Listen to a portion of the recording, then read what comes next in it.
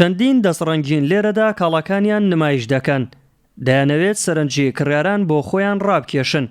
نیهال ئەکرەم بە چەندین تابلۆ بەشداری لەم پێشانگەیەدا کردووە. وەک خۆی دەڵێت زیاتر تابلۆکانی گوزارشت لە سروش دەکەن.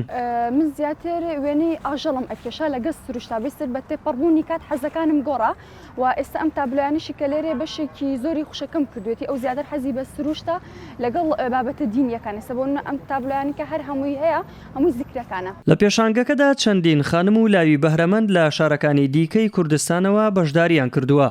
ڕێکخەری پێشانگاکەش باس لەوە دەکات ئامانج لاکردنەوەی پێشانگای لەم شێوەیە نمایشکردن و ساختکردنەوەی کارە دەستیەکانی بەشداربووانە. هەدەف و ئامانجی ئێمە تەنها ئەوەیە ئەم بەڕێزانە ئەم خاتوونانە کە بتوان ئەو کارانەی دروستیان کردووە عەرزی بکەن. کاری دەستی و ئەکسسوارات و شێوەکاری لەم پێشانگەیەدا نمایش کرا.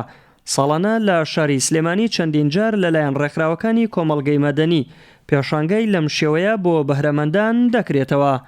پێشڕەوالانی کەناڵی سلێمانی.